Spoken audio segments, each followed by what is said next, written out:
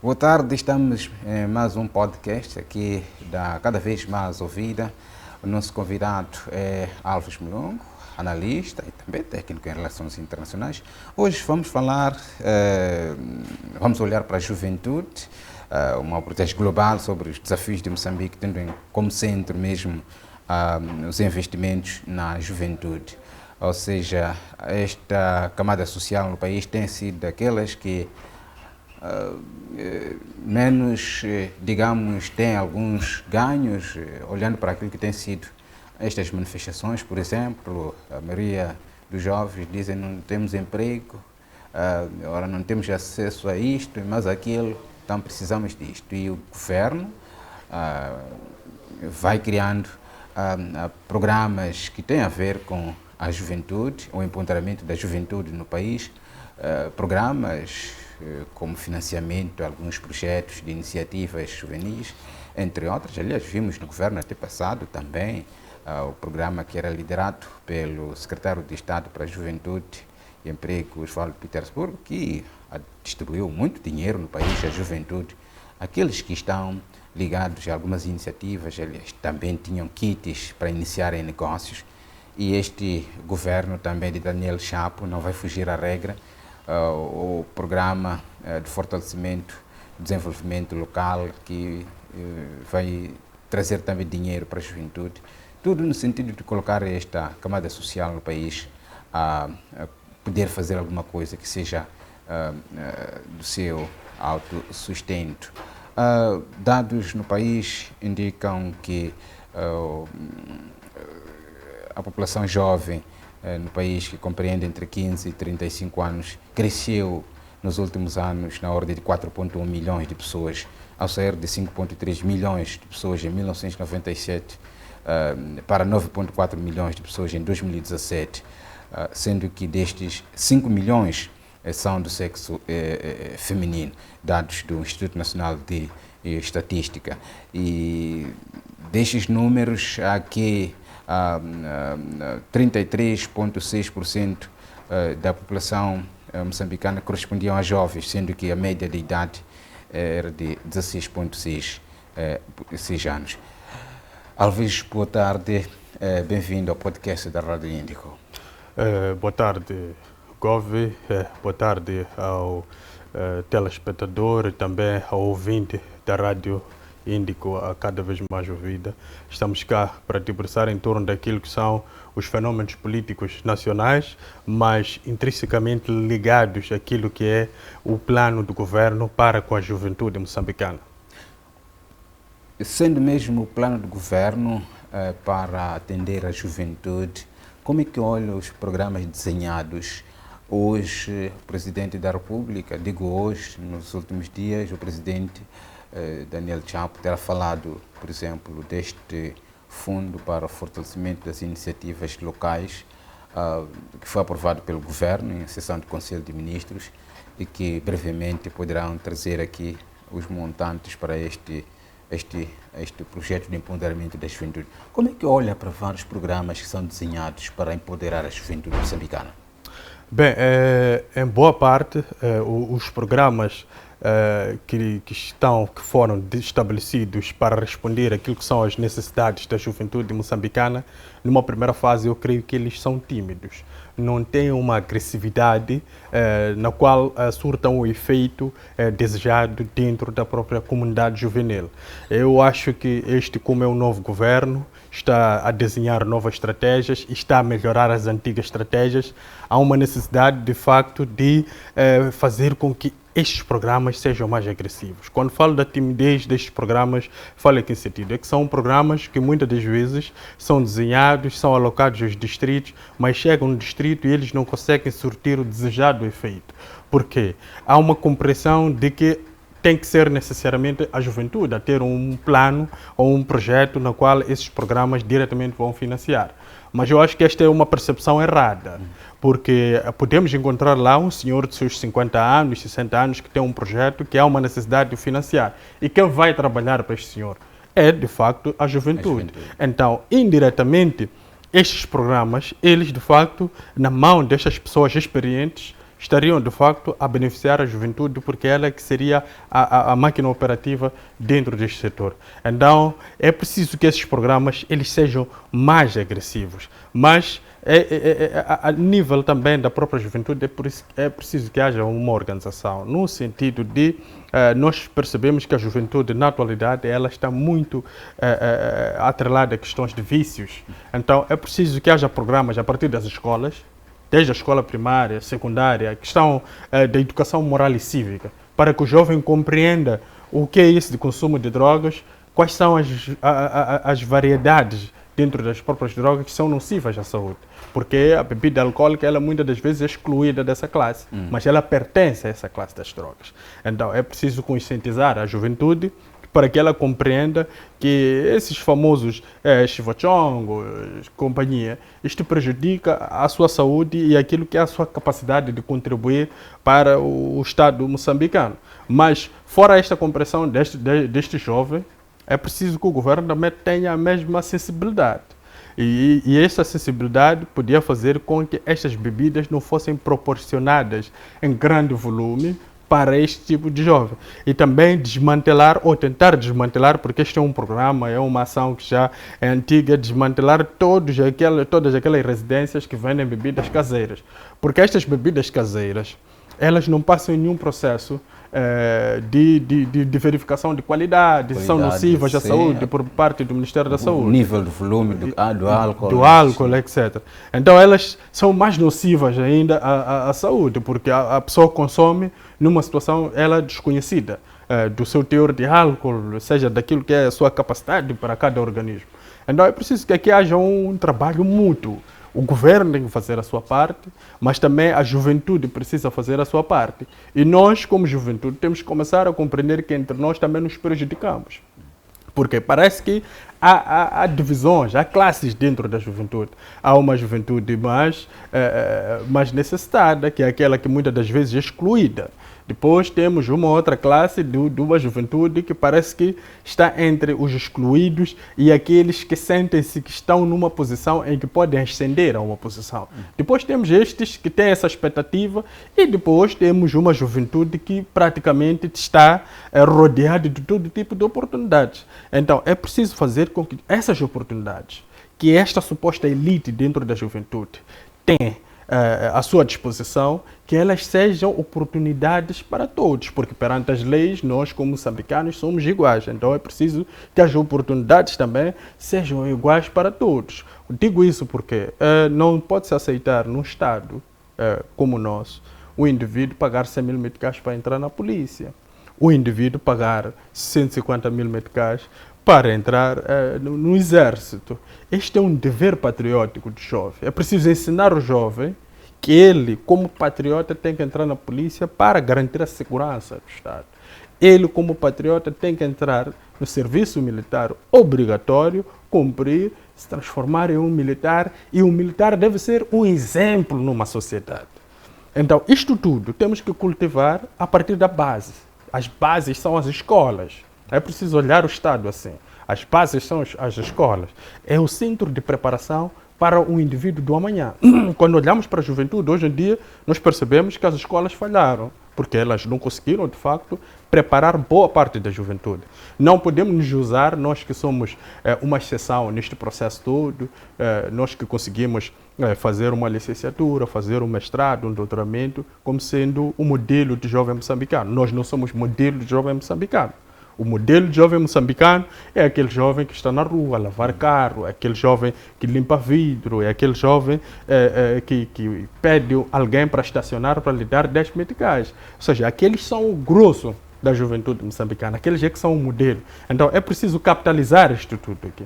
E capitalizar isto tudo é criar oportunidades para todos. Mas essas oportunidades têm que ser criadas dentro de uma situação em que todos nós temos praticamente o mesmo nível de escolaridade, ou seja, pode não ser o mesmo nível em termos de ser licenciado ou escola média básica, mas tivemos a mesma opção de escolha dentro daquilo que é o processo de formação. Então, daí nós vamos chegar às políticas. As políticas, elas vão ter o seu devido efeito. Se não cumprirmos, esta é a parte básica da coisa. A política que o governo vai escolher para implementar num distrito, ela é a última coisa. Porque se ela não consegue entrar numa situação, numa base em que, a respeito disto tudo que mencionei aqui, ela não terá nenhum efeito. O censo da população de 2017 indicava que 31,5% dos jovens, ou da população jovem no país, eram analfabetos. Estamos a dizer que esta situação de analfabetismo concorre diretamente para a não percepção de algumas iniciativas desenhadas pelo governo para atender a situação da vulnerabilidade da juventude. Eu acho que nós temos que evoluir como Estado. A alfabetização, ela não pode ser um motivo de orgulho para um Estado como nós. A alfabetização deve ser a coisa necessária ou primária. Então não podemos colocar a ela nas nossas estatísticas como sendo um Estado que conseguiu ou um governo que conseguiu alfabetizar um determinado número de jovens. Mas nós temos que nos orgulhar por um Estado que conseguiu atribuir capacidades técnicas a um número de jovens. Aí sim, porque a questão de alfabetização é um direito que todos nós temos. Todos nós temos direito de poder saber ler e escrever. Isto é um direito de todos nós. Agora, a capacitação técnica, isso sim é uma política pública que deve beneficiar ao jovem. Então, se nós tivermos um ambiente em que se olha para a questão da alfabetização como sendo ela a questão básica, mas que a questão de capacitação técnica ela é a questão crucial, nós sim vamos começar a compreender o alcance dessas políticas. Numa situação em que, por exemplo, destas percentagens quase que não sabiam ler e escrever, e o governo desenhando políticas para empoderar a juventude, uma juventude com deficiência nesta questão de leitura e escrita. O que é que deve ser feito adicional para que esta juventude possa acompanhar a evolução e ter a noção do quão é importante pensar, por exemplo, em algo que lhe traga algum benefício? Negócio? Bem, é assim, tem que haver uma ideia de criação de meios estimulantes. Os meios estimulantes, eles servem para convidar as pessoas para se aproximarem e serem beneficiários desse tipo de projeto. Enquanto só se criar projetos para alfabetizar os jovens, ou seja, jovens que não têm capacidade de leitura nem de escrita, eles sempre vão olhar isto como sendo um empecilho que está sendo imposto, ou seja, estão a dificultar a minha vida. Mas se eu criar algo na qual é uma atividade, e no meio daquela atividade o jovem, a sua mente, de forma subjetiva, vai aprendendo a ler e escrever, aí sim eu consigo de facto capitalizar este jovem. Mas se o meu foco for exatamente a questão de fazer com que este jovem aprenda a ler e escrever, eu posso levar muito tempo. Mas se o governo tiver a compreensão de que, olha, eu posso criar um clube de futebol, e no clube de futebol, a cada treino, para eu mostrar as questões táticas, é ali a oportunidade que eu vou ensinando os jovens a ler e escrever, aí sim. O jovem vai para lá por causa do futebol, não vai para lá por causa da questão da leitura. A questão da leitura fica secundária. Então, ele entende, ou começa a perceber, que para ter o domínio tático daquilo que ele é transmitido, é preciso que ele tenha o domínio da leitura escrita e para melhorar, principalmente, aquilo que é a sua funcionalidade dentro do campo. Então, é mais ou menos por aí que isso deve funcionar. Agora, estritamente, fazer um jovem sentar numa carteira 1-2 horas de tempo para ensinar a ler e escrever, eu acho que aí vamos culminar sempre na questão de improdutividade. Porque a mente de um jovem já pensa, já tem despesas, muitos dos jovens aqui a partir dos 20 já têm filhos, têm famílias por sustentar, então isso ele olha como algo que lhe faz perder tempo. Então é preciso criar cenários, mas esses cenários que junto deles consigamos capitalizar a ideia deles conhecer a leitura e conhecer a escrita. Numa situação em que o governo está a iniciar mais um mandato, deixando os programas passados de empoderamento da juventude, qual deve ser a melhor estratégia para que estes jovens, por exemplo, hoje que saem à rua, possam ser alcançados no sentido de fazerem parte de vários projetos que o governo poderá desenhar para além deste, do Fundo de Desenvolvimento Local? Bem, é preciso que os administradores, os governadores, façam o trabalho de base. O trabalho de base é fazer com que cada quarteirão dentro de um distrito ele sinta-se que, de facto, há aqui uma necessidade de contribuir em alguma coisa. Se eu sinto que tenho capacidade e tenho espaço para contribuir num determinado sítio com alguma ideia ou com alguma atividade, eu vou para lá e, de facto, contribuo. Vou recordar aqui um cenário que acontecia até praticamente 2004, 2005. As escolas dos bairros fora da cidade, a cada final de semana, todos os sábados, os alunos eram obrigados a ir para lá com vassoura, enxada ou uma katana para cortar podar uma árvore, varrer, capinar. Então, isto era o quê? Isto era uma atividade em prol daquilo que é um bem comum de todo jovem. E não cobrava nada o jovem por fazer isso. Mas nós entramos num cenário em que qualquer tipo de atividade, hoje em dia, mesmo uma prestação de ajuda, o jovem pensa em remuneração. Ou seja, nós começamos a formar jovens capitalistas inconscientes. Porque quando um capitalista ele é consciente, ele compreende que, de facto, esta minha atividade pode ser remunerada, mas eu também posso fazer isso como jeito de uma consciência moral, ou uma coletiva, em que eu contribuo por algo que amanhã também podem contribuir para o meu benefício. Então, estas atividades, elas eram cruciais, uniam as pessoas na ideia de que eu posso fazer um trabalho sem pedir nada em troca. Então, numa primeira fase é preciso reconquistar estes valores todos que perdemos. E reconquistar esses valores todos que perdemos, aí sim, é preciso que se tire o jovem que está a fazer manifestação, o jovem que não faz a manifestação, mas também fica aí na rua a conversar, fala coisas que não são do interesse nem do próprio jovem que está a conversar sobre o assunto e nem daquilo que é o desenvolvimento do Estado. Então é preciso puxar esta gente. Então, para puxar esta gente toda, tem que haver um engajamento a nível dos bairros, a nível dos quarteirões, dos chefes, que se compreenda. Uma das coisas que eu proponho que possa-se fazer, se os chefes de quarteirão ou os chefes desta casa conseguirem com que cada jovem dentro de uma residência consiga de facto fazer limpeza aos finais de semana nas ruas, nós podemos diminuir muito aquilo que é a taxa de proliferação do lixo na cidade de Maputo. Isto poderia ser feito uma vez por semana. Todos nós engajados a limpar a cidade, mesmo sabendo que existe o município da cidade de Maputo, que existe pessoas que devem trabalhar, aquelas pessoas não são suficientes. E aquelas pessoas, quando limpam, ganham salário. Mas nós precisamos de uma limpeza para ver a nossa coisa limpa, e ela bem organizada, bem estruturada. E aí aproveitamos de nos conhecer como vizinhos, mas ao mesmo tempo transformamos aquele ambiente de trabalho em um ambiente de confraternização. Então é importante que haja resgate desse tipo de valores. Países como Ruanda não tem município como tal.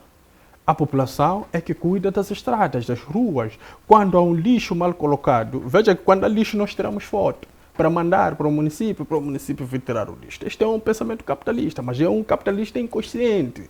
Porque é preciso, quando eu vejo o lixo, eu reúno um grupo de jovens, vamos limpar o lixo, depois quando ali estiver limpo, podemos tirar foto e mandar. Esta é a ideia que deve ser funcional na mente do jovem. Mas isso é preciso um trabalho. E esse trabalho requer muito compromisso, requer muita dedicação e alguém apaixonado a este tipo de causa, para que todos consigam abraçar e vejam o benefício disso. Não é um benefício a nível de bolso, mas é um benefício a nível do coletivo, a nível da convivência social. Falando de um aspecto relativo a ganhos em qualquer atividade que o jovem pensa, fazendo algo, é preciso que seja lhe dado alguma remuneração como tal. Isto estaria também a criar condições para que alguns jovens fiquem entre aspas, preguiçosos, é um tipo de negócio que, não gerando renda hoje, mas amanhã pode ser um negócio a valer. Bem, Essa necessidade de ganho hoje, Sim. ganhar hoje. Sim. Nós estamos numa sociedade imediatista, principalmente pela força que as redes sociais têm e o seu impacto nas nossas vidas. É preciso perceber que os jovens acham que aquele jovem que já tem a sua residência, que tem a sua viatura, tem o seu emprego ou tem o seu negócio, ele conquistou em uma semana. Tem que se perceber que houve uma preparação. E é uma preparação que, às tantas, custou sacrifícios para aquela pessoa. Só que aquela pessoa, quando vai contar a história, vai abreviar, porque nós não gostamos de partilhar as coisas más, queremos partilhar as coisas boas. Então, no sentido de encorajar. No sentido de encorajar. Mas eu acho que nós temos que partilhar tudo, até as coisas más, para que a pessoa aprenda que não, afinal o fulano, quando teve esta dificuldade, ele de facto optou por isto. Porque há quem acha que desistir é para os fracos. Às vezes desistir é uma questão de inteligência, para você ir se reorganizar e depois recomeçar. Então, é preciso tirar esses discursos bonitos que nós vemos aí nas redes sociais. De que não, eu apenas fui insistindo e depois ganhei, mas insistiu como? De que forma? Quais foram as suas batalhas? Quem esteve por detrás de si a lhe empurrar, a lhe dar força?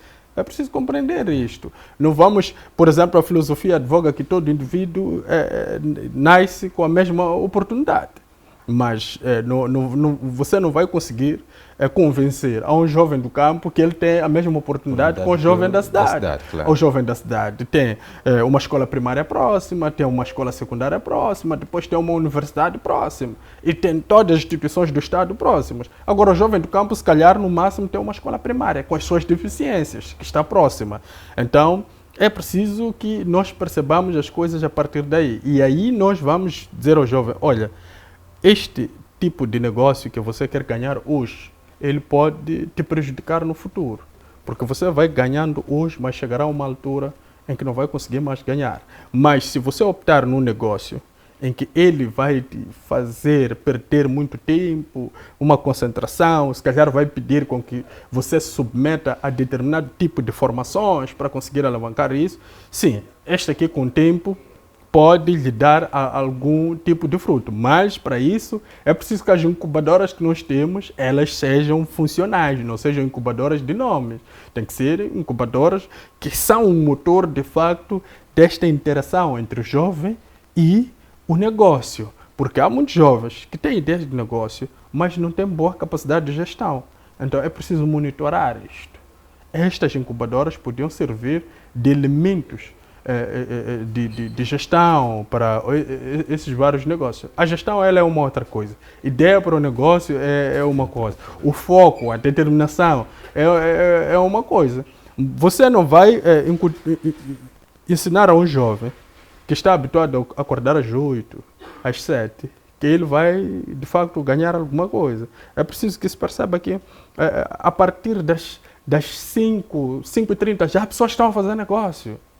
Há pessoas que a essas horas estão a fazer negócio. Eu conheço alguém que 5 e ponto já está num ponto a vender serradura para aqueles que têm aviários. Então é preciso perceber por que aquele indivíduo está a vender a serradura às 5 horas. 5 horas. Sim, e nós achamos que aquilo é um sacrifício. A pessoa que transporta o pão vai buscar às 3 da manhã e nós temos o pão às 6 da manhã.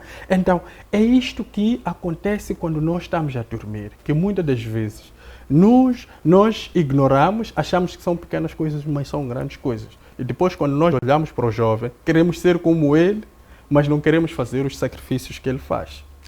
A distribuição do número de jovens a nível do país é desigual, tendo zona centro e norte com maior número de jovens, diferente da zona sul, e tendo as províncias de Nampula e Zambésia com maior número de jovens no país, diferente das outras do país, por exemplo, de 1,1 milhão de jovens em 97, passou o número para 1,7 milhão em 2017, e com um correspondente de cerca de 37% da população jovem moçambicana, todo em 2017. Olhando para esta desagregação em termos de jovens. Na Zona Sul, quase, mais ou menos 600 mil jovens, de acordo com o censo de 2017. Apesar de que, anualmente, o número cresce também, o nível de fecundidade, entre outros aspectos, concorrem para que haja aumento de jovens no país. Tendo em conta este panorama da distribuição juvenil e, entretanto, olhando para as oportunidades de negócio, tem-se dito que o distrito é onde há negócio. Mas encontramos jovens, por exemplo, que hoje manifestam nas ruas desemprego, que não querem lá saber dos distritos para desenvolver qualquer coisa. Como é que poderá ser possível fazer aqui esta linhagem entre as oportunidades que o Estado ou o Governo oferece para os jovens versus a disponibilidade para investir numa determinada área geográfica no país, com várias necessidades? Sabemos que os distritos têm várias necessidades em vários serviços, que desenvolvendo lá um negócio é possível sobressair. Como incutir na juventude que o distrito realmente é um polo para desenvolver? Bem, às vezes parece simples incutir na juventude como ganhar a nível do distrito, mas algo que precisa ser feito no distrito para o jovem ganhar, porque estamos a assumir que a maioria da juventude está no desemprego. Então, se está no desemprego, então não tem capacidade de compra. E a maioria da população em cada distrito são jovens. Então, se eu tenho um estabelecimento, basicamente, o meu público-alvo, que devia ser jovem, ela vai falhar, vai exatamente para aqueles que têm emprego, que maioritariamente já são senhores, são idosos, que têm as suas reformas. Então, tem que começar a capacitar aqueles jovens e trazê-los para um cenário onde eles ganham alguma coisa para poder ter poder de compra. É por isso que a maioria das empresas, a maioria das lojas que nós temos estão todas concentradas na Baixa da cidade. Estão concentradas na Baixa da cidade, porque é lá onde estão as empresas, é onde estão os jovens que têm capacidade de compra. Ele vai sair do seu local de serviço na hora do almoço, vai comprar o almoço, vai comprar as sapatilhas, vai comprar uma calça. Tudo está exatamente concentrado na Baixa da cidade de Maputo. Agora, quando você sai para distritos, chega no distrito, encontra lá um cenário que a vila, ou seja, a terminal para a entrada do distrito, é o único local onde há negócio. E este local onde há negócio já foi ele tomado por um determinado grupo de jovens que são hostis a pessoas que estão a vir para começar alguma coisa. Principalmente porque nós, pela nossa incapacidade em termos de consumo, não em termos de pensamento, temos todos a tendência a vender a mesma coisa. É normal chegar numa terminal e encontrar 10 pessoas a venderem pão, 10 pessoas a venderem badia. Por quê? Porque é aquilo que nós consumimos. Mas se nós fôssemos um público que consome diversos tipos de produtos, aí sim teríamos diversos tipos de empreendedores. Então, isso sempre vai se verificar como sendo um calcanhar de Aquiles. Por quê? É só aquela vilinha ali no distrito, quando você entra, já não há negócio. Há uma senhora que vende pão ali e todos ali no bairro são clientes daquela senhora. E você chega, quer instalar uma nova, é hostil àquela senhora, então, pronto. Então, é por aí.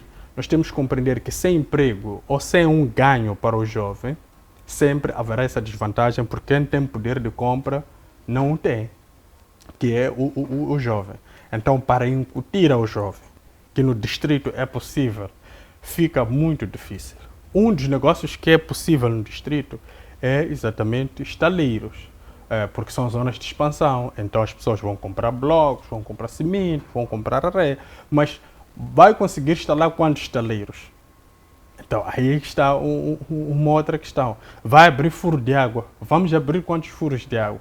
Essa é uma outra questão. Então é preciso que haja aqui um empenho por parte do governo, trazer mais jovens para uma situação de empregabilidade, ou trazer esses jovens para questões de formação, em assuntos práticos, consigam desenvolver áreas como soldadura, como marcenaria, essas coisas todas. Aí sim nós vamos começar a ter jovem que tem noção de que dentro do distrito ele pode produzir uma porta, um aro, uma mobília e ir vender lá naquela pequena vila do distrito, mas a produzir lá dentro. Estamos a dizer que o governo deve ajudar a mapear zonas de negócio para a juventude a nível do país, tendo em conta esta grandeza do país e com estes montantes que o governo disponibilizar para, por exemplo, este programa de desenvolvimento local. Estamos a dizer que o governo deve ajudar a juventude a mostrar oportunidades de negócio no país. Sim, esse é o papel. Para além de formação. Sim, esse é um dos papéis do governo. Vamos lá, quando há uma escola primária, as nossas mamanas vêem a oportunidade para vender pipoca, vender doce, porque sabem que lá há crianças. E as crianças vão comprar isso, porque alguns pais que não conseguem, de facto, comprar um certo pão com manteiga, que vão dando um metical, 2 metical para aquela criança poder chupar um doce e ela ter a noção de que também teve lanche nesse dia. Então as mamanas veem é uma oportunidade para negócio. Mas você vai encontrar lá muitas mamanas a vender os mesmos produtos. E quando também nós temos uma empresa que abre numa determinada localidade, ela transforma-se também em um centro de negócio, ou seja, ali nas proximidades da entrada da empresa, você tem as mamanas que vendem pão e badia, vendem refresco, depois tem quem vende almoço. Então, são essas oportunidades que, de facto, elas podiam ser capitalizadas, no sentido de criar infraestruturas melhoradas. Se criamos infraestruturas melhoradas, é que vamos ensinar as pessoas, não, vocês podem criar algo tipo restauração, aqui onde terá pessoas a trabalhar como garçom. Então, já há empregabilidade. Fora a empresa, que também, por obrigação, deve empregar as pessoas da localidade. Esses restaurantes, esses bares que vão surgindo ali, centros de diversão, porque as pessoas que trabalham ali vão precisar de diversão, também, de facto, devem empregar pessoas daquela determinada região. E quando o seu empregado é alguém da região, você garante uma coisa que é crucial, garante a segurança, garante o cliente, porque o cliente aproxima-se dali porque viu um conhecido dele. A empresa também tem sua segurança, porque os que estão a trabalhar ali são pessoas da localidade, então se beneficiam daquela empresa. E depois tem a questão de responsabilidade social da própria empresa. E isto sim, o governo também deve dar o devido acompanhamento para que a empresa não falhe. Nós temos que ser um país que ela é muito exigente e é muito implacável a questão da responsabilidade social, porque a maioria das empresas não pagam impostos, estão nas zonas francas, zonas isentas de cobranças aduaneiras. Então elas têm uma responsabilidade social. Então é preciso apertar neste quesito de responsabilidade social que elas façam o seu papel. E uma das coisas também falhou no meio deste processo todo é que esta taxa que tanto fala de natalidade, depois crescem, são jovens, não foi acompanhada também pelo surgimento de novas infraestruturas de ensino. Elas também falharam. Então, somos a ver as unidades, essas escolas todas que nós tínhamos aqui, que era uma herança do tempo colonial, praticamente perdemos boa parte das unidades. Mas o que é que se criou para uma substituição das unidades? Não se criou nada. Então era preciso que se faça uma reflexão em torno disso. Se nós perdemos as unidades, já havia uma necessidade de criar uma e outra coisa.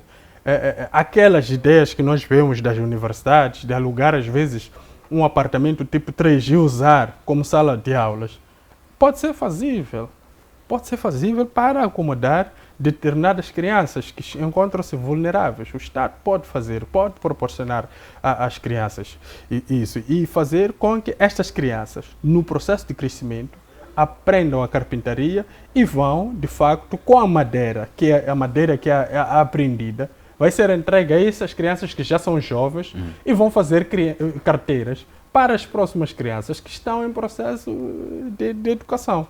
Então, assim nós estaremos a criar uma sociedade de respeito, de moral, mas acima de tudo, que tenha convicções próprias e tenham o domínio daquilo que são os seus destinos.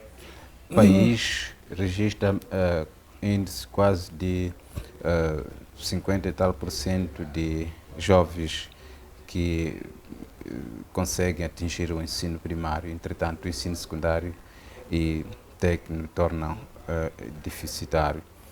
É de se esperar que o processo, tal como fazia referência antes, este processo de implantação ou de empoderamento da juventude em termos de financiamento de algumas iniciativas para que não seja só empregado, mas possa empregar através das suas iniciativas, deve ser também acompanhado lá nas zonas rurais de infraestruturas do ensino, sobretudo para o ensino médio, para aí profissional.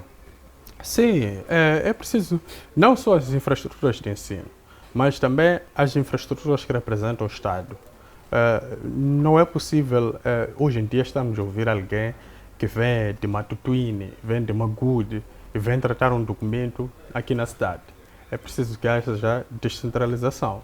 É preciso que se leve essas instituições para junto das localidades e as pessoas tenham lá o despacho dos seus documentos e prossigam com aquilo que são os seus negócios. Olha, um país pobre como Moçambique, não era de se esperar que uma empresa leve mais de 3 meses a ser aberta até a sua conclusão. É preciso que se flexibilize este processo, porque há pessoas que estão a abrir uma empresa, não porque teve ideia de negócio, mas porque o negócio já existe, ele precisa formalizar porque tem um cliente direto. Então é preciso que haja flexibilidade neste processo. Então tem que servir também as equipes que trabalham junto das instituições de abertura de negócio, como Baú, companhia, para que estas equipes tenham a capacidade de compreender que não estão a fazer aquele trabalho para beneficiar o cidadão ou a eles mesmos. Eles beneficiam, no final do dia, o Estado. Então, compreendendo isso, vão, de facto, parar de inviabilizar a este tipo de processo, porque tem que cobrar alguma coisa, porque o chefe tem que pagar. Não, isto tudo temos que cortar. Temos que cortar isso para que este processo ele seja flexibilizado. Agora, nós transferindo isso e colocando nas localidades, quem vai trabalhar são pessoas daquelas localidades, para que não tenhamos também esse custo de deslocação, estadia, que é preciso que se capacite jovens lá. Se é para trabalhar no notário, vai trabalhar no notário na localidade. Se é para trabalhar na emissão de BI, trabalha na zona de emissão de BI na sua localidade. Se trabalha num sítio de facilitação para abertura de empresa, é alguém daquela localidade.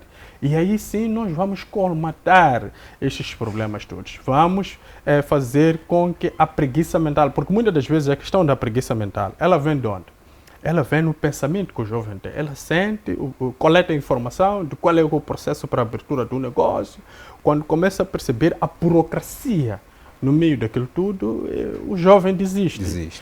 E uma das coisas também, o financiamento. Os bancos comerciais, a nível do Estado moçambicano, não estão abertos para financiar negócios. Aquelas são uma espécie de máquina de destruição de negócio. Então é preciso que o governo crie uma alternativa. Também são negociantes. Sim, bancos, exatamente. Também estão pelo lucro. Então é preciso que o governo crie uma instituição financeira que possa financiar esses projetos. Quizá, se calhar, seja este Banco de Desenvolvimento moçambicano, que esperamos, porque o presidente prometeu.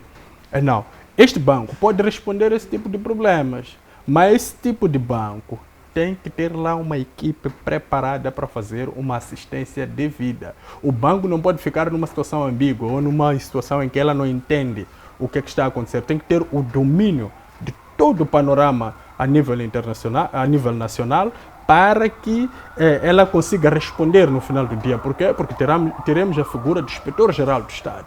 Então, este banco vai responder e teremos também o Tribunal de Contas. Então, este Tribunal de Contas, com o Inspetor-Geral do Estado, são pessoas que vão cobrar a este banco o nível de empenho, o nível de desempenho que ela está a conseguir orientar e assistir aos jovens no âmbito da prossecução daquilo que são os seus sonhos em se empregar ou também em empreender em determinadas áreas.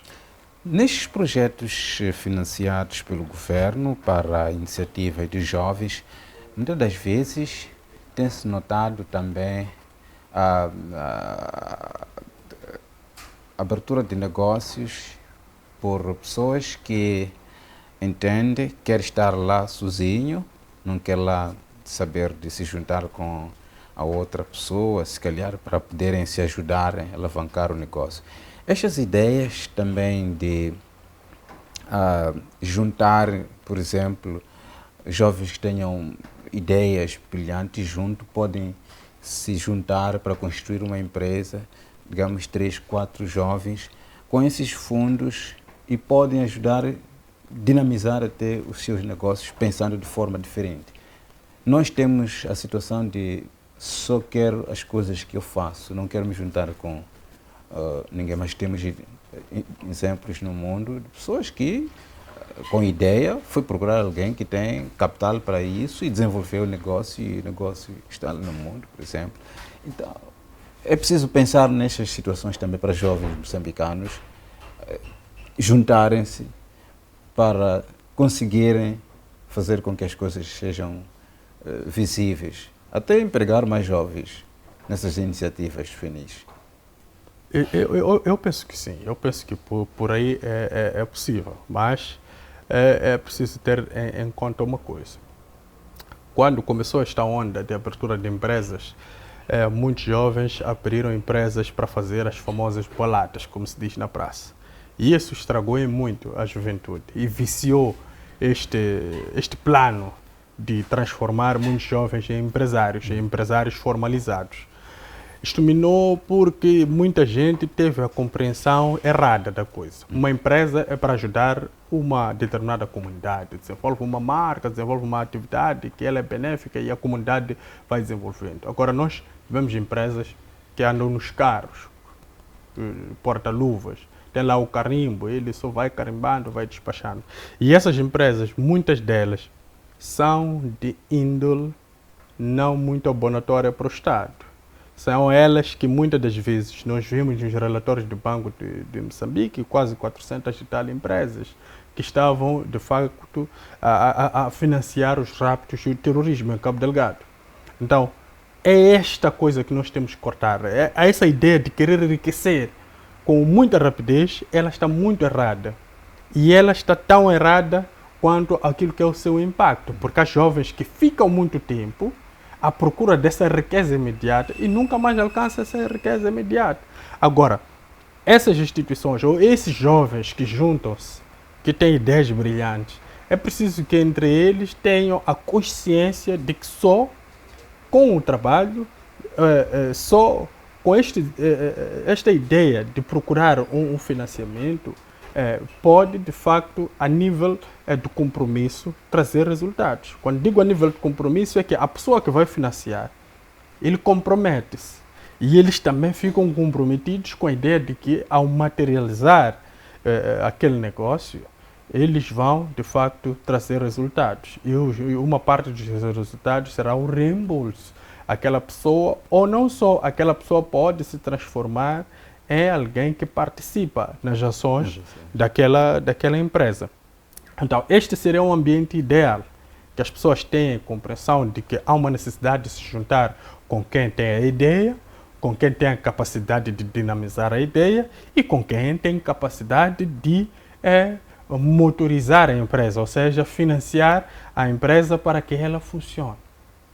Então, esses são os modelos ideais, mas o modelo que nós temos é de que, olha, eu preciso abrir uma empresa, chegar ao diretor da UGEA, conquistar a ele, vou lhe subornar, ganho um concurso e depois vou fazer aquele trabalho de limpeza, vou fazer aquele de fornecimento de material de escritório. Isto tudo está num ambiente que não é nada bom. Porque não é um ambiente na qual o Estado desenhou a ideia de abertura dessas empresas. É por isso que hoje temos uma onda de reclamações nas redes sociais de empresas que foram adjudicadas uma construção de uma casa de banho de 17 milhões. É preciso compreender que este valor é extremamente elevado. Mesmo que essa casa de banho, seja ela ou tenha que se fazer ou ser concebida numa zona pantanosa, onde tem que se preparar o chão. 17 milhões é um dinheiro exagerado. Então, o Estado, o governo também, tem que começar a inviabilizar estes montantes elevados para coisas descabidas, que vão sendo adjudicados a certos empresários, que vai se percebendo também que aquilo parece ser clientelismo político. Ou seja, se aquela pessoa, se o Mulungu ou o Gove, tem acesso a uma figura que tem poder, eu vou ganhando concursos de uma forma não muito clara, vou sendo também adjudicada a concursos privilegiados com valores extremamente elevados. Para fazer, não pode-se aceitar que uma empresa esteja a comprar um mopping a 1.500 meticais. Mopping de limpar o chão. Tem várias instituições, tem várias lojas que vendem mops a preços acessíveis. Então, é preciso que haja esta fiscalização.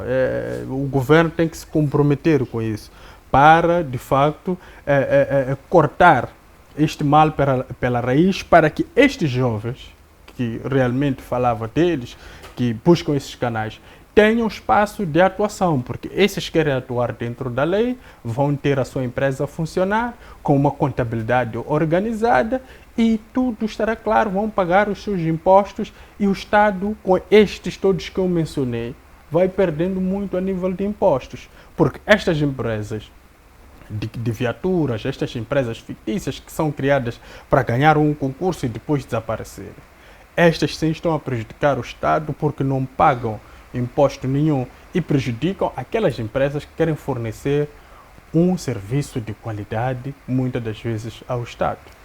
Nos programas de empoderamento da juventude moçambicana, por exemplo, destacamos sempre este exemplo, pois é o que vai acontecer, o programa de desenvolvimento local anunciado já pelo Estado de Moçambique, pelo governo, neste caso, de Daniel Chapo. Estamos a dizer que para esses projetos, por exemplo, destaque para este que vai acontecer no país, o porta-voz do governo, e no senso impissa, dizia que os valores não serão iguais, por exemplo, em função dos distritos. Há distritos com maior bolo a ser canalizado, há distritos que não por isso. Estamos a dizer que o governo devia fazer uma espécie de um recenseamento atualizado da juventude para saber, na verdade, quem é quem que necessita de fazer alguma coisa. Eu acho que...